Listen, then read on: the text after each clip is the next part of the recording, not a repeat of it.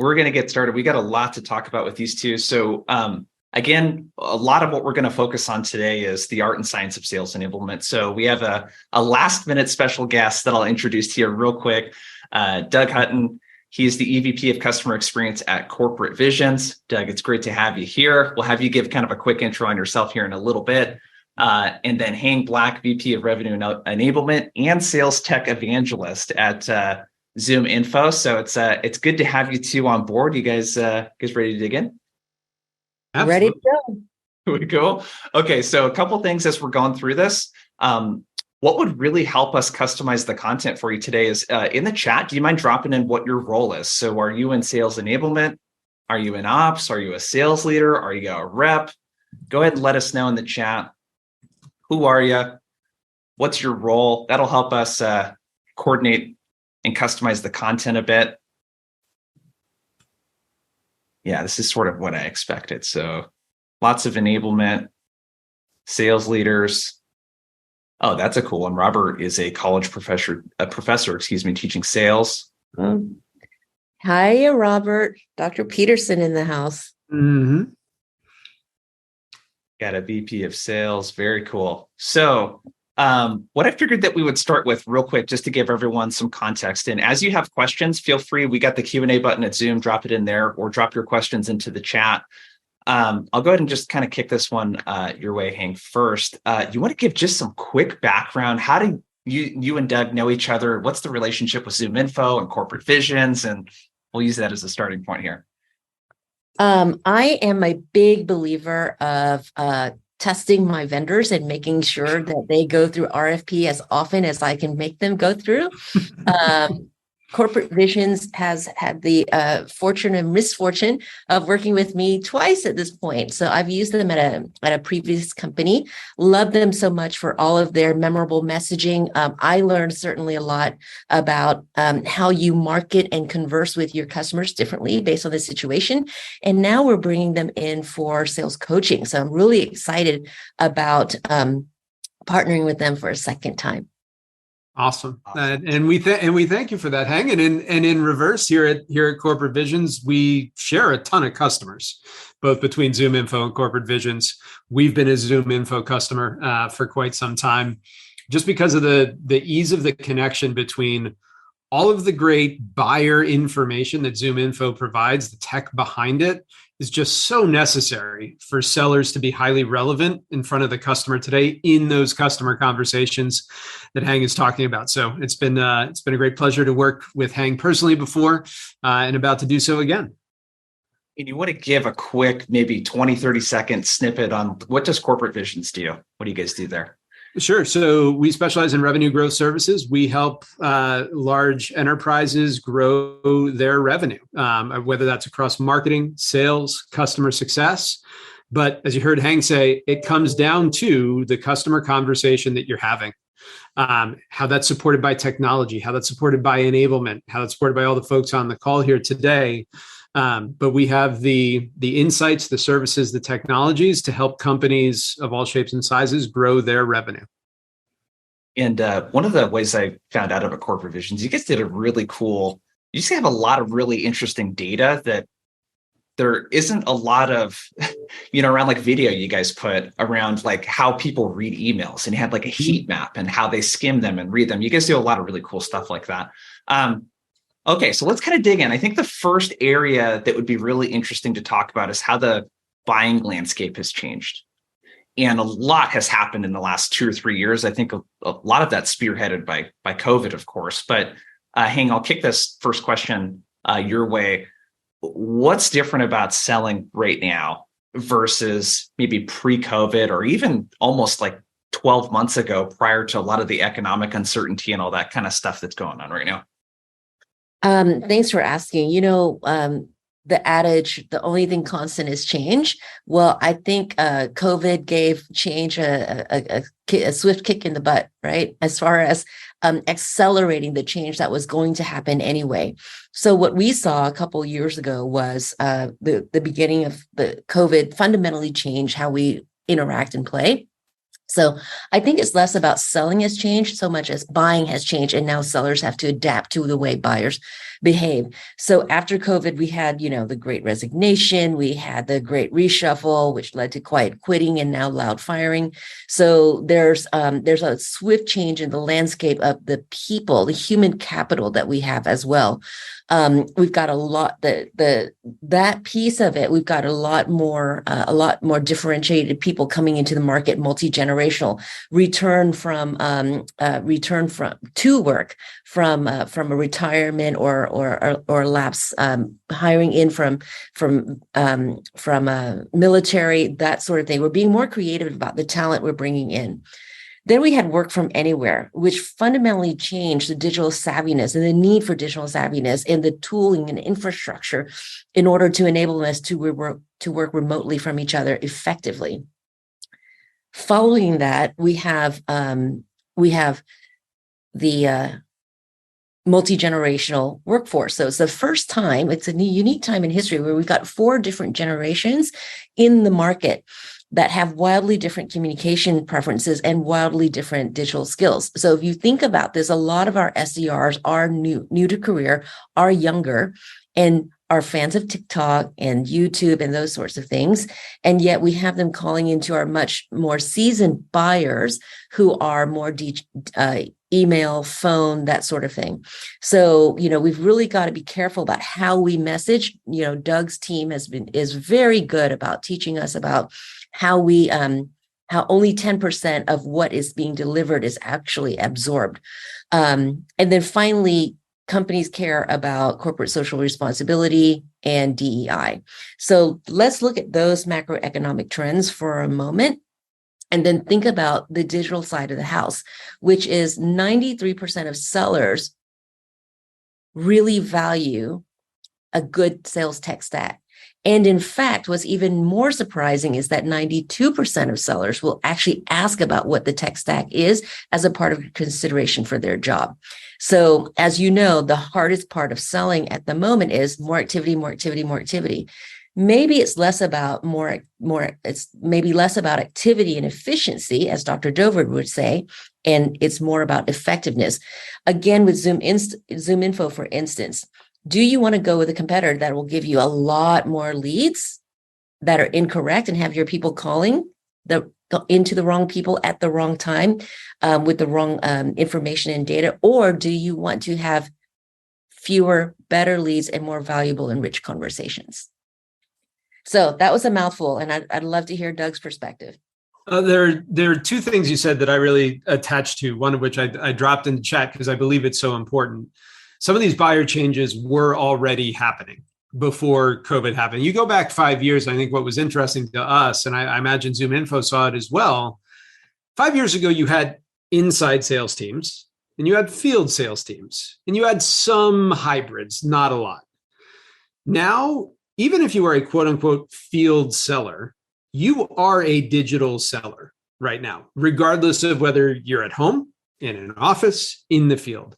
You must, as a sales professional, navigate a world of digital tools, digital technology, and most importantly, how your buyers are doing those things digitally.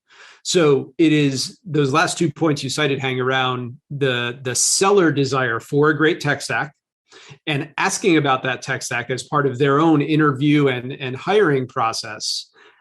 It's really heartening to hear those 2 stats, because that tells me that sellers in the main now truly fully understand that regardless of what you call your role as a seller, it is a world of digital selling in reaction to a world of digital buying. And so long as the digital buying keeps happening, which it is, it's just going to force sellers to be ever more digitally savvy in how they sell, whether, like you said, that's first call SDR, all the way through to a complex sale with 5 executives sitting around the table. Okay, so I think this is a good question to prompt the audience with, and then we'll kind of dig into what you just said, Doug. Let us know in the chat. Give us a yes or a no. Are you seeing a trend with your sales team in the past 2 or 3 years where buyers seem to be way more educated when they come to the table? They may have already looked into competitive situations or solutions already. They already have a really good idea of the pricing and the packaging. They have a good idea of how to articulate the problem that they're trying to solve. Give us a yes or a no in the chat. I've seen quite a few yeses. So Doug, let's kick this next question your way. So you talked about the buying landscape. It's already changing, and Google put out a document, this is like 10 years ago, called ZMOT. It was Zero Moment of Truth, where they started talking about that stuff too, where like, it's different because I don't need to interact with people now to get information. But what are some of the trends that you guys are seeing at Corporate Visions in terms of like, what are some of the tangible things that buyers are more educated about now, or that have changed, that would be really good to know? If I'm a seller, I need to incorporate this into how I sell. If I'm an enablement sales leader, I need to incorporate this into how we enable our reps. Yeah, I think it's a twofold challenge. It's not just that buyers know more, it's also that buyers in general don't want to be reached. So I think it was like something like 8 billion spam robocalls last year in the United States alone. There's just an epidemic of buyer unreachability. But I think what that means is that the time that a seller has with a buyer, whether that's email, phone, text, WhatsApp, you name it, that time has to be as valuable as humanly possible to the buyer sitting on the other side. So if it's truly an SDR first call, what's your message within those first 30 seconds that's going to get you the next 30 seconds? And then what's your message in that next 30 seconds that's going to get you the next minute? And you can architect it down to that amount. And then it gets to a point around differentiation as well. And I know Hang has heard much about this when we worked together previously. But if the time that a seller spends with the buyer needs to be wildly valuable, that also means that you as a seller need to show up differently. You have to have done your homework. You have to have used all the tech at your disposal so that when you show up, you aren't part of a sea of sameness of every other seller or vendor that buyer has talked to. You must be different. Otherwise, that one shot is going to be your only shot. And you get then relegated down to other folks in the organization or potentially out altogether. So it's those two things. It's just buyers are more educated, but they're also unreachable. When you do reach them, how do you ensure that you have the right message to stand out from the crowd and actually get a differentiated conversation going? Yeah. Go ahead, Dang. Go ahead. So I see Dr. Peterson's on the call, and one of the things that we've talked about is Gartner's last study shows that the number of interactions per buyer is 66 times. Now, also think about, we're flooding the market with SDRs, all somehow reaching our buyers 66 times. And I always tell people, if you try to reach me 66 times, I might reach through the computer and kill you. So again, it's like, do we want to be efficient at activities, or do we want to be effective at our messaging? So again, even if you're calling someone on the phone and they don't pick up, that's okay. They are still reading your transcripts. And to Doug's point, that first 30, 60-second hook is actually really still very important. And if you follow Corporate Vision's messaging, they have different messaging on whether you're landing, expanding, or protecting an account. Very, very different motions. The other thing is, pre-pandemic, 44% of millennials wanted a repless sale. I actually argue that that's a misnomer. I don't think they want repless. They want asynchronous. Let me call you when I'm ready. I'll do all my research up front. I'm super educated. When I do call you, don't treat me like I'm stupid.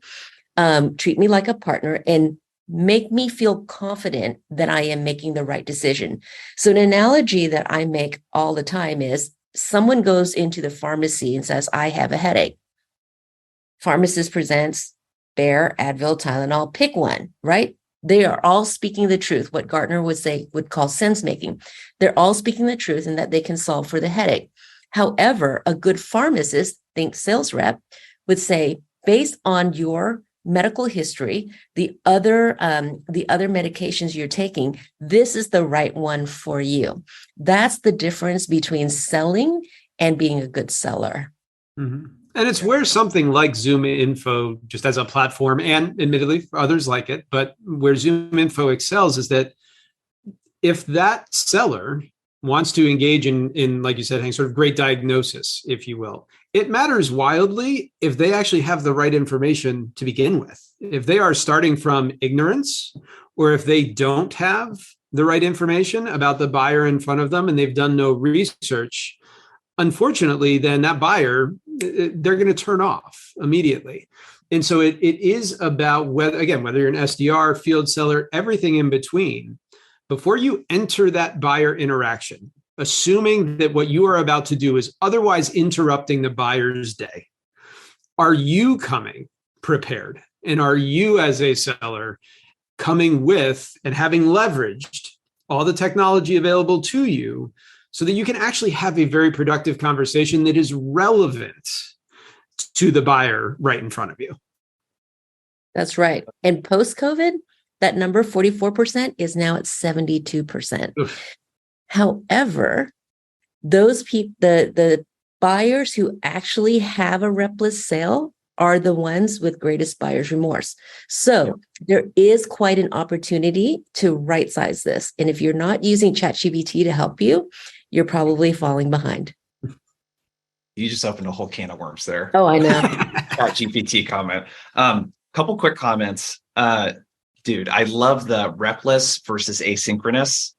I haven't heard anyone quite articulate it like that. And just in my own personal sales cycles, I have noticed that I do a lot more texting these days between sales calls and a lot more DMs on LinkedIn, depending on their communication preference, than I did 2 or 3 years ago. So it's a very normal thing now.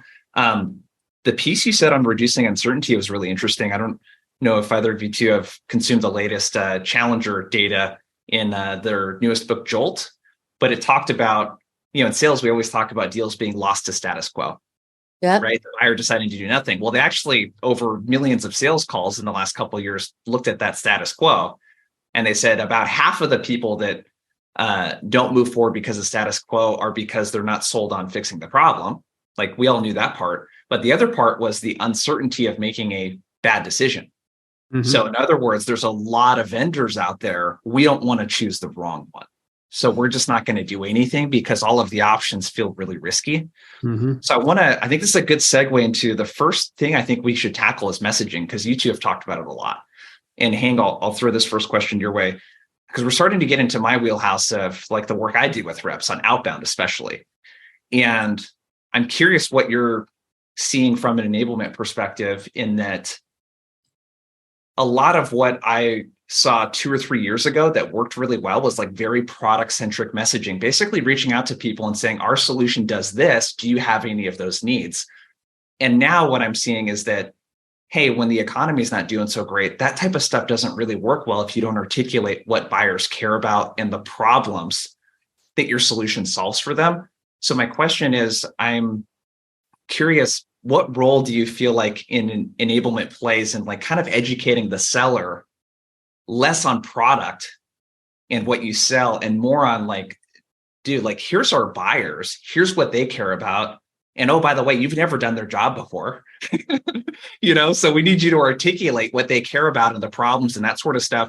How do you look at enablement and how that kind of fits into the equation of really educating the seller on what the buyer actually cares about? Good question. So I recently came from a company called Juniper, which is kind of the underdog to the behemoth known as Cisco Systems. And there used to be a phrase, and I've worked for both. I worked for Cisco for 15 years. There used to be a phrase called "No one ever got fired for buying Cisco," right? Yeah. Because it's a tried and true behemoth company. Now, products, often underdogs have better products, but it's all about the messaging and the safety of a larger company.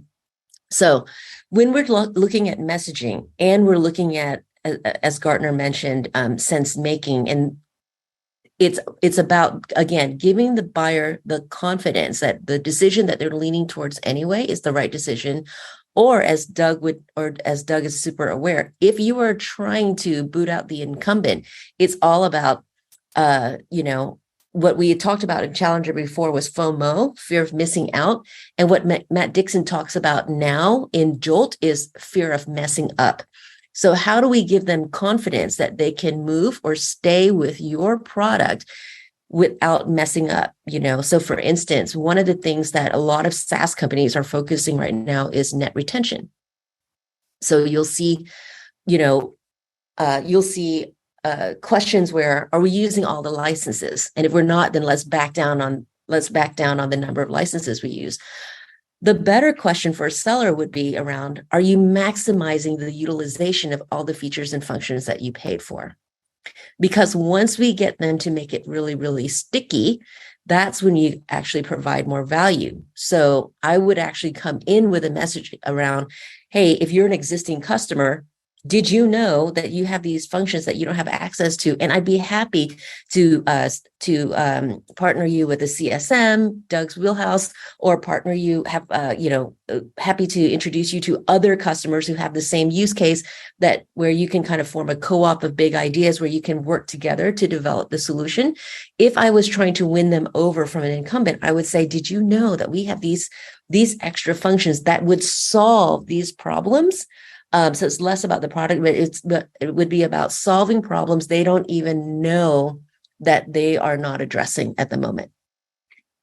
I think you articulated exactly why, Hang, we've done the research on why the messaging approach you need to unseat an incumbent is different than the messaging approach when you are the incumbent. Because it is, so one of the things we talk about here at Corporate Visions is a sort of a cause of that status quo bias. And it's one of my favorite terms, anticipated regret and blame. It is the natural human instinct that if I make a decision that goes wrong, I'm going to get blamed for it. And in this world right now, that could be a pretty large professional decision for a lot of buyers to make a switch or to stay the course.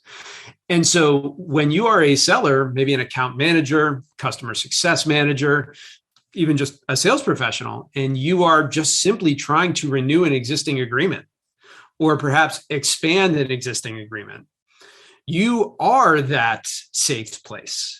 You are that incumbent, and you have an advantage as a result, especially in turbulent economic times. Just the human nature is to find safety. Daniel Kahneman speaks a bunch about it. His research is great along that line, but it is a clear indicator that, one, it's super hard right now to unseat incumbents for exactly that reason. And it's exactly why, if you're an acquisition seller, your message better be really darn good right now and really overcome that anticipated regret and blame in your buyer's mind. If you're a seller who's selling to an install base and trying to get them to renew, goose that net retention number, man, your message should be playing right on that. You are in a place of safety. You've done great work. What you've bought isn't killing you yet. Stay right there, and you're going to have a great result.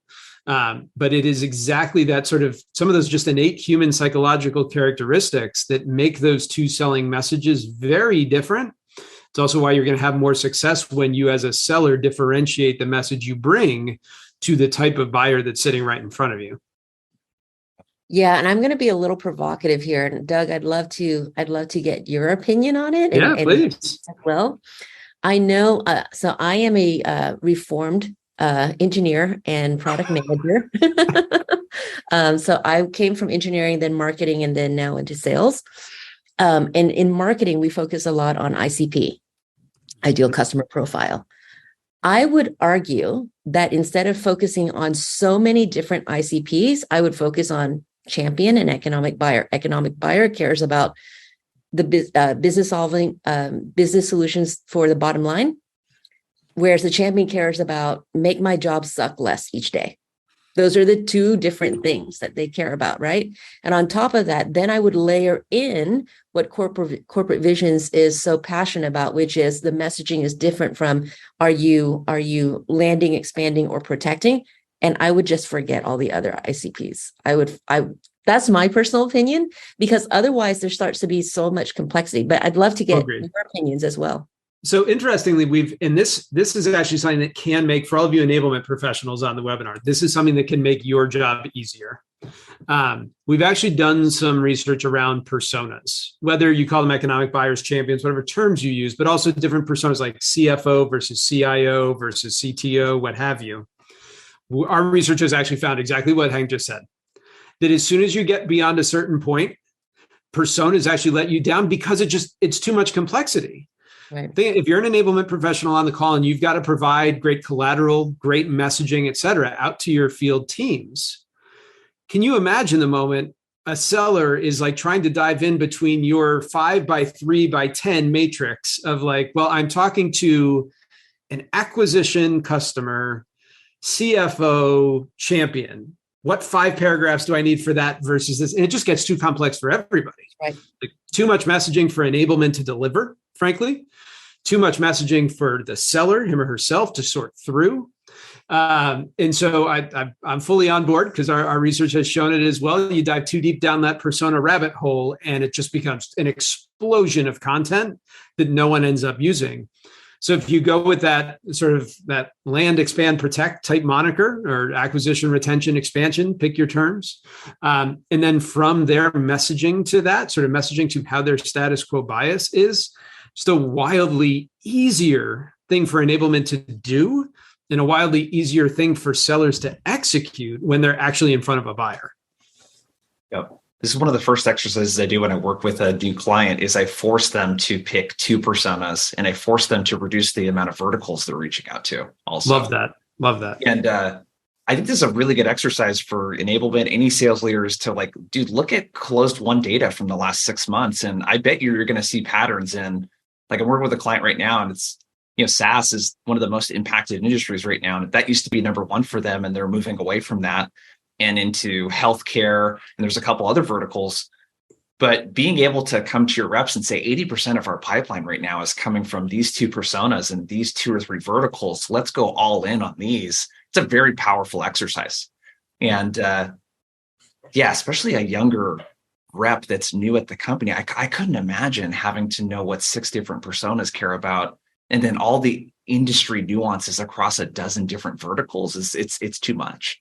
And remember, portfolios are complex too, right? So portfolio may not just have one product. A portfolio very likely has 5 to 6 products. So then multiply that times XXS, right? Yeah. So instead of, we've talked about this recently at ZoomInfo. Instead of talking about, let's develop these talk tracks for, follow these routes, use these talk tracks, depending on vertical and ICP, et cetera, et cetera.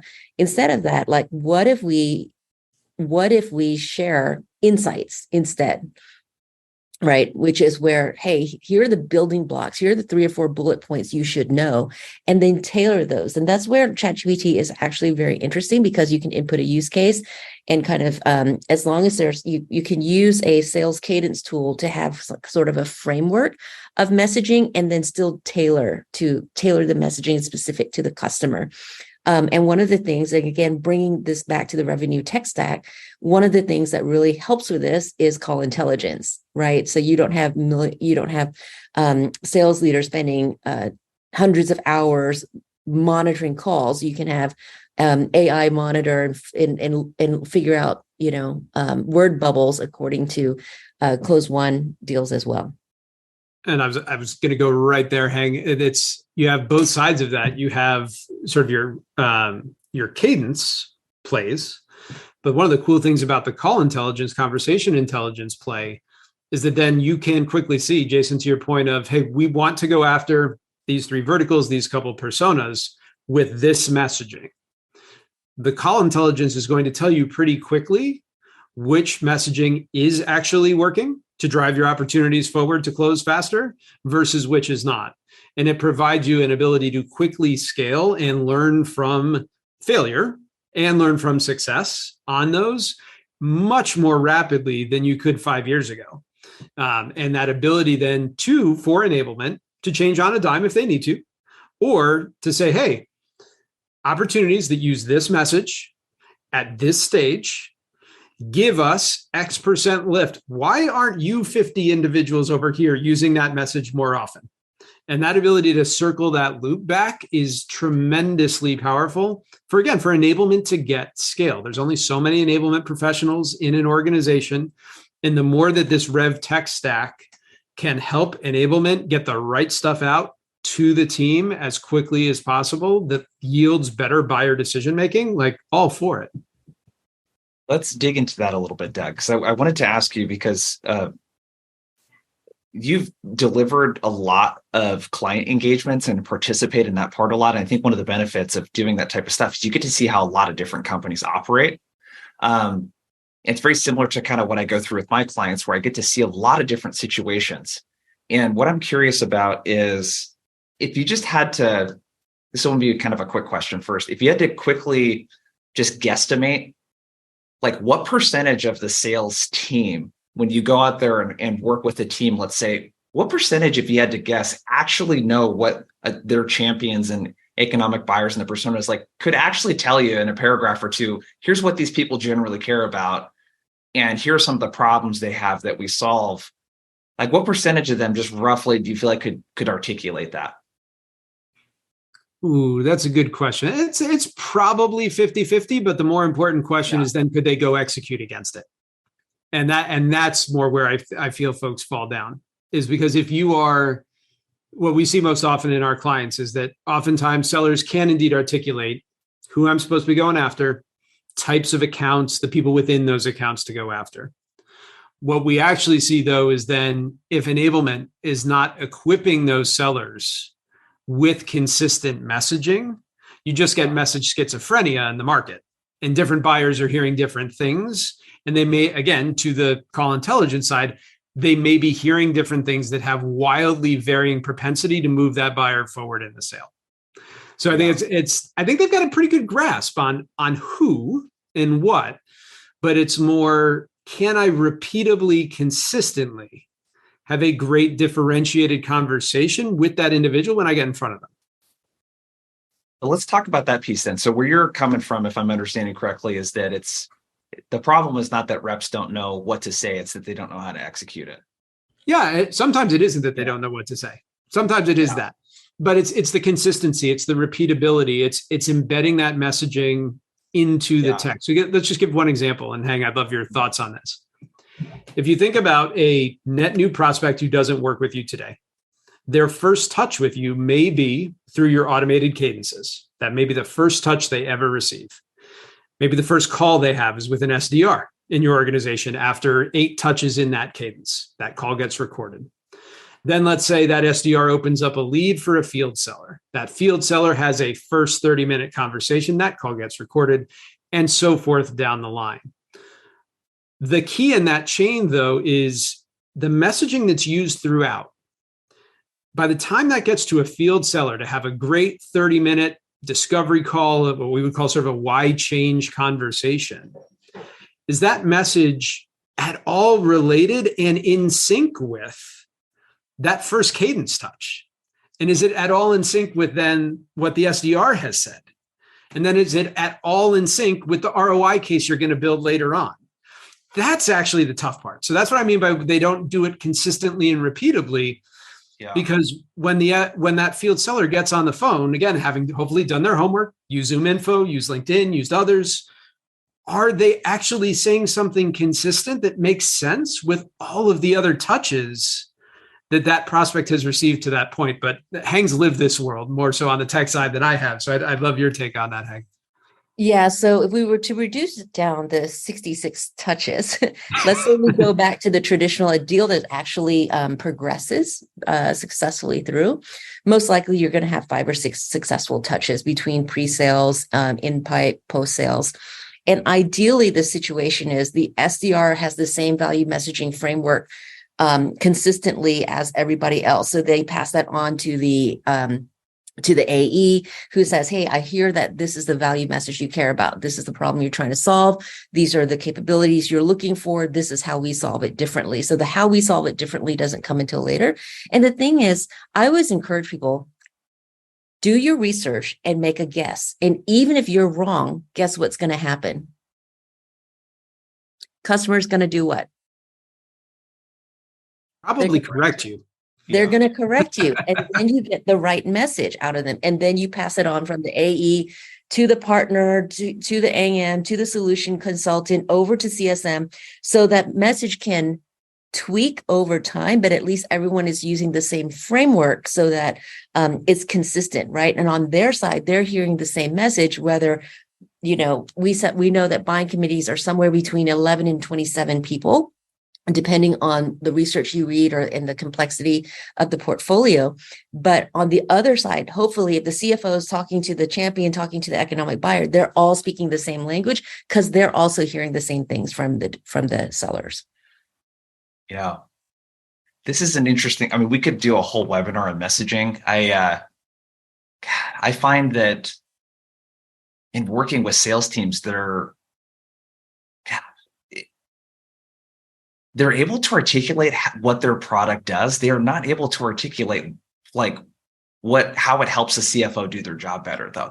Because they haven't done the person's job. That's a whole, we could spend a lot of time on that. So what I'm hearing from you, though, is that Enablement's job here in this equation is like, we need to equip them with the right things to say, right? Regardless of their level of acumen and understanding, we need to make sure that they have good stuff that's populated in our cadencing tool. So we need to have good email templates in this case. We need to have good talk tracks. We need to have good talk points, decks for discovery, that sort of stuff. We need to be able to provide that part.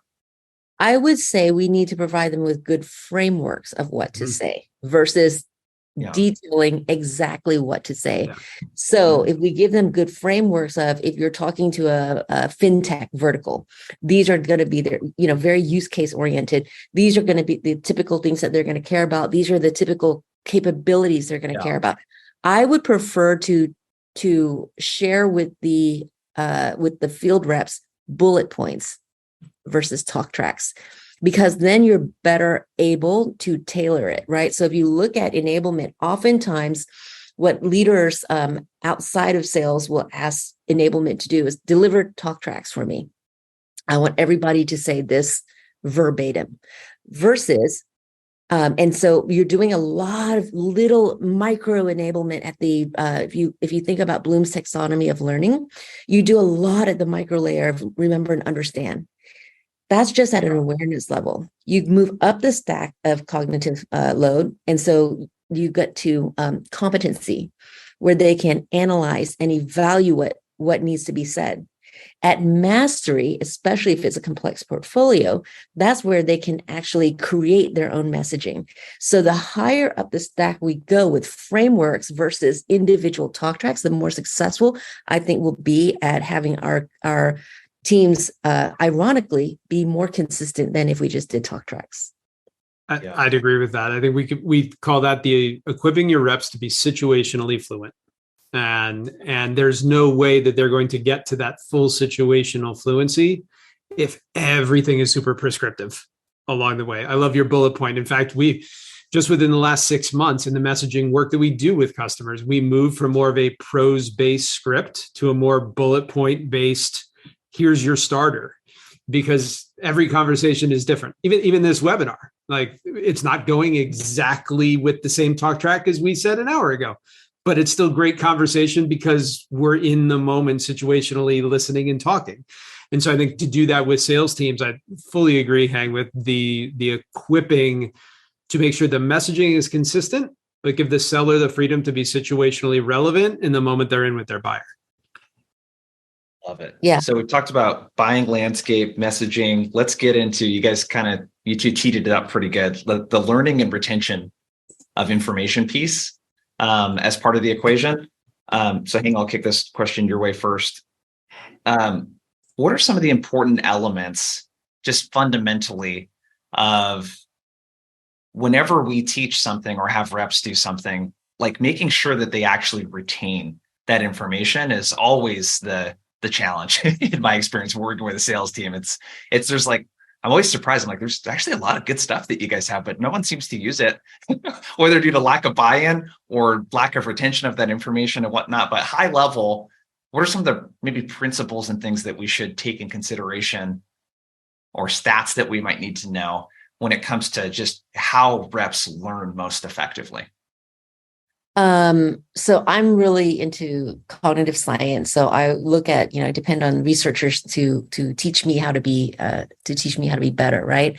A lot of times, the first question I'll ask leadership when I come into a company is, do you believe enablement equals training? And I remember I did this on stage with 3,000 people. 90% raised their hands. And by the time I was done with them an hour later, I asked, does enablement equal training? And it's like 0%, because it's more than that. It's not, enablement should be, we need to look at it from a lens of equipping, empowering, and inspiring. So let's take a real life use case. So Doug, you and I talked about moving from prose style to bullet style. Maybe that's my engineering background. I just prefer it's easier. But imagine if you had 3 bullet points and you insert it into ChatGPT, right? With the context of I'm selling to this customer in this vertical, and I want to highlight these 3 things. See what ChatGPT puts out. And then you actually go in and tailor it with your own human messaging. You're augmenting the seller. So in that way, we're actually, empowering our sellers to be unique and relevant. And then finally, the last part is inspiring. You cannot make people learn. Can't make me, don't wanna, can't make me, right? However, if you inspire them with, hey, here's some key critical tools and it's kind of fun, then we're able to make it stickier. Now, in a realistic kind of way, what enablement can do on a metrics viewpoint is looking at adoption, looking at call intelligence, looking at badging, looking at adoption of the actual practice. I know revenue leaders and C-suite leaders want to measure enablement directly tied to ACV or ARR. If you look at Gartner, Forrester, all the analysts say those are all lagging indicators and they're correlative, not causative. What we actually can measure is behavior change and adoption. Does that make sense? Okay. Doug, I see a lot of head nodding. Yes, to all those things.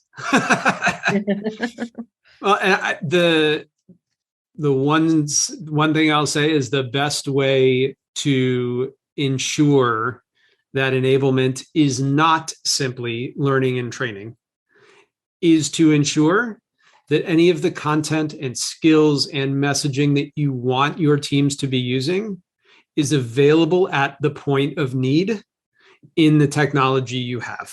Mm-hmm. If it's not there, it's not going to be readily recalled for all the reasons that Heng just said. You could formally train for hours on end. You could prove proficiency at the end of that training event. But if that thing can't be recalled in the moment and available to the individual in the moment it is needed, it's useless. A few years back, I tried my hand. I tried to get to my private pilot's license pre-COVID. And when you're learning how to fly a plane, there is a lot of formal training. But when you're up in the sky, one of the 3-word phrases that your flight instructor will tell you is aviate, navigate, communicate in that order. Mm-hmm. Because when an emergency happens, and it does, sometimes the pilots actually forget to fly the plane and get so consumed by the problem at hand that they forget to aviate first. Mm-hmm. And sadly, that's often what we do with sellers, is that we give them all the formal training, we give them all the stuff, then we say, go do it. And then in a tough situation with a buyer in a tough moment, they failed to aviate, if you will. They failed to actually take all that because it's not available right at their disposal when they need it, situationally relevant. And so 100% to everything Heng said on that ability there. So this is another one of those topics you could spend an entire hour on, just how people learn and that kind of stuff. And you two have a lot of experience with this, so it's fun to pick your brains. If we were to look at this from a new rep onboarding perspective, let's take that as an example. What are some, Doug, I'll kick this first question your way. How could we incorporate some of these principles into how we onboard?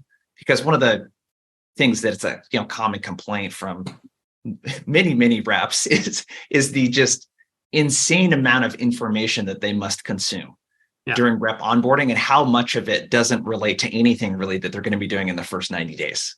Yeah. So from a learning standpoint, do you have any recommendations or things to avoid when it comes to, hey, we have a new batch of reps coming on board? What's the most effective way to get them up to speed? Yeah, I would say let's just all agree. I think the 3 of us could probably agree that even if we architect the best onboarding experience, there's going to be some drinking from the fire hose and just some content basics that a new seller has to consume. I think we can agree on that. But that is where, at least from our perspective at Corporate Visions, and I think Hang and the folks at ZoomInfo would agree, that frontline sales manager is so critical to that new seller's onboarding. Everything that we were just talking about, situationally relevant content in technology, et cetera, that applies to onboarding too, so that a new seller can find the right thing at the right time, the first time they need it. But for that, we've done some research on this, but that frontline sales manager is the linchpin of the success or failure of that new hire's experience. Are they getting the right coaching at the right cadence? Is that frontline sales manager really being a value-added resource to that new hire? Are they getting the right coaching through their first few attempts at calls and going through the necessary call intelligence? Are they doing the right homework? But from our perspective, the linchpin of the frontline sales manager and onboarding cannot be overstated. But Hang, I'd love your perspective on that. I agree. If I had one enablement person only, I would have an onboarding person. Ooh. If I had a second one, I would have a sales leadership person. If I only had two, because the first one gets you quicker to ramp. The second one gets you to be a force multiplier, because there is in some situations, enablement is expected to do all of the enablement, where reality is day to day, the managers touch their people much more often. The managers should be there more coaching than closing deals. And that's kind of where we see a lot of the discrepancy. But the manager should be there, like enforcing discipline. And so, someone had asked in the chat, if there are 3 things that you want reps to do and do well, I would say call and meeting prep, messaging discipline, forecast discipline. It's all discipline, and framework. And the only person that can keep them accountable is not enablement. It's their managers, right? So that's kind of why that function is so super important. And that's why we're bringing in, at ZoomInfo, we're bringing in Corporate Visions to help us with that. I love the call prep side. That is, I think that's a often missed in there, because it is the one thing that you have to tailor a little bit from client to client. You can have good message discipline from client to client if you know you're calling on similar folks, but the prep of really understanding the differences between companies, contacts, buyers, that is too often missed, and it's a shame. Yeah. Let's double click on the frontline leaders for a second, because just being a trainer, sales coach and trainer and consultant, this is something that, I think the stats, sales people that purchase training, it's a multi-billion-dollar industry, and 98% of it is spent on reps. There's very little enablement that happens for leaders. And I'll kick this question your way, Hang. If someone's watching this or listening to this right now, and they don't really have an enablement practice set up for the frontline leaders, how do you suggest someone like that gets started? What are maybe the first kind of ways that they could get started with something like that? Because it's almost zero. I don't know what your guys' experience is. I hardly see any enablement for frontline leaders. And you made such a good point earlier about it. What's funny is, if you look at what is important to an organization, they will all say sales leadership development, frontline leadership development.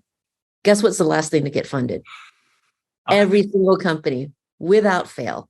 Right? Because we got to enable on the product. We got to enable per role. We've got to do all these other enablements. The very, very last thing to get funded is always first line managers. Always. Now, it's important because, again, when we talk about layers of cognition, a lot of enablement, again, when a request is made, everybody assumes, I want a 1-hour webinar.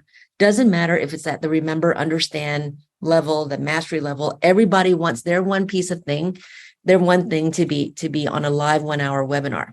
Some things you can put in a Slack message, to be honest. Some things you can put on a 10-minute on demand.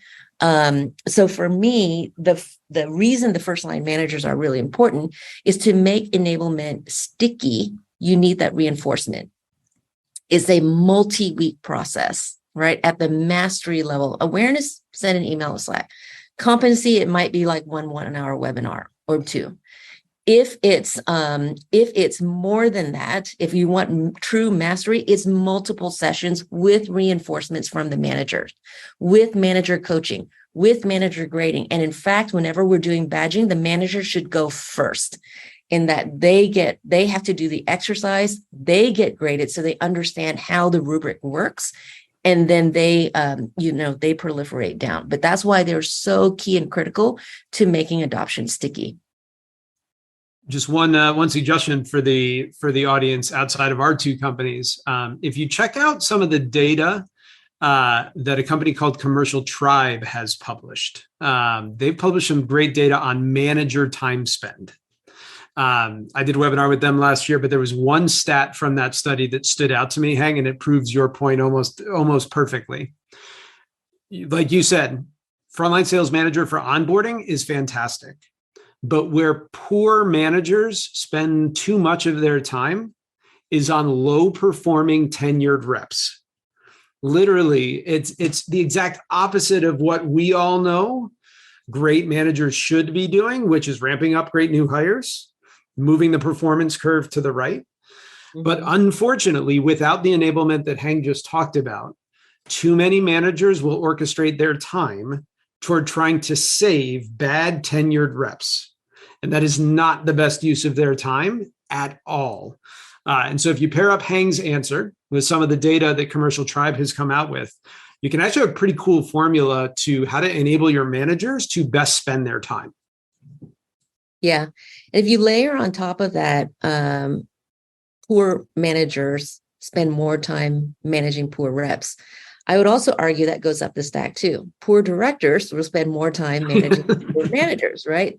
And then SVPs spend more time managing, poor VPs, and it just proliferates. And if you look at where they spend their time in the deal cycle, a lot of them will spend more time on the back end of the deal. And what happens? Your front end dries up because you haven't been coaching on opening and progressing deals. So, that's where really, really good management steps in. I want to circle back for a moment about good onboarding. It is drinking from a fire hose. I actually think really good onboarding incorporates how you navigate the company. Hmm. How does the product management organization work? Who are my go-to contacts? How does the product marketing organization work? Who are my go-to contacts? Marketing, et cetera. Who are the key stakeholders that they need?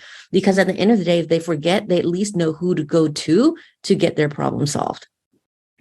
I like that. Yeah, love that. A big theme today has been 80-20 rule.